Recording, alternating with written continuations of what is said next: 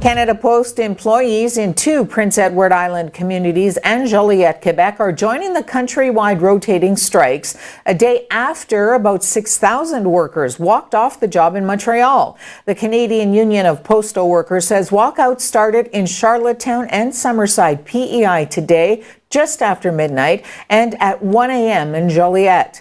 Cup W says the Montreal walkout ended last night, but another 15 communities across the country were still taking part in the 24-hour strikes. Cup W says the Ontario communities of Cobourg, Fort Frances, Kapuskasing, Kenora, Petawawa, Deep River, Peterborough and Tri-Town are still on strike. The union says walkouts in British Columbia continue in Dawson Creek, Columbia River, Fort Nelson, Fort St. John and Nelson. Meanwhile, the Saskatchewan cities of Saskatoon, Moose Jaw and Weyburn are also affected. Cup W and the Postal Service have been unable to reach new collective agreements for the 2 bargaining units in 10 months of negotiations. Federal Conservative leader Andrew Scheer is shrugging off suggestions that Ontario Premier Doug Ford is trying to replace him as the face of the national Conservative movement.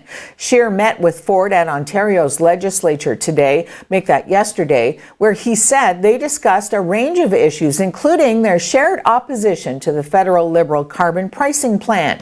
Ford has been a strong critic of the federal carbon tax and has also voiced his opposition to the plan during trips to other provinces.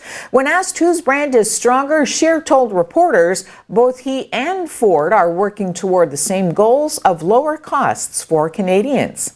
When you have political parties in provincial capitals or us in Ottawa fighting for fundamental principles, more dynamic private sector economies, greater individual freedom, more consumer choice, lowering the cost of living for Canadians, you're going to find a lot of similarities. So how are you coordinating? Well, when Premier Ford indicated that he wanted to come to talk about, he wanted me to sit down and talk about a few issues where there is that federal overlap. We talked about the situation with illegal border crossings and the impact that's having on provincial budgets and the lack of any kind of attention from this Liberal government to deal with that. When we talked about removing interprovincial trade barriers, that's something that the Conservative Party federally has long been advocating for, and I'm very encouraged to have his support as we build towards the next election, showing to Canadians how we would tear down provincial barriers that raise the cost for consumers and hurt businesses. And of course the carbon tax, where we are aligned on this. We both recognize it for what it is. It's a tax grab, it's a cash grab. It's going to add new costs to families without doing anything for the environment. Bank of Canada Governor Stephen Pawlus wants Canadians to get used to the idea of 3% interest rates as the new normal now that the era of rock-bottom borrowing costs is gradually fading away. Pawlus raised the benchmark rate last week for the 5th time in just over a year to 1.75%, its highest level in about a decade. He sent signals that future hikes could arrive sooner than previously expected, in large part due to the economy's resilience and the removal of some business uncertainty following the recent agreement on an updated North American Trade Pact. Testifying before MPs yesterday in Ottawa, Paulus said many adults are used to the lower rates and are too young to remember the much higher rates of the 1980s when they climbed into the teens. Paulus says the current rate is still too stimulative for the improved economy, and he's reiterating his warning that it will rise to what the bank considers its neutral range, and that's between 2.5 and 3.5%.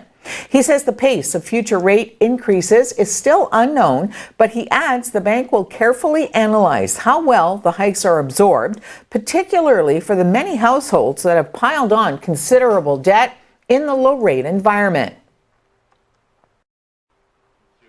President Donald Trump was greeted by some protests as he visited Pittsburgh to pay respects to the 11 people killed by a gunman on Saturday during services at a local synagogue.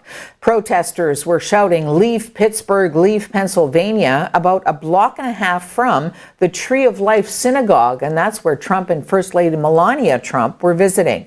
There also were signs that read "Trump go home" and "Words matter," a reference to critics who have accused the president of using rhetoric that has widened the partisan divide in the country. As Trump drove away, protesters chanted, "Make America peaceful again."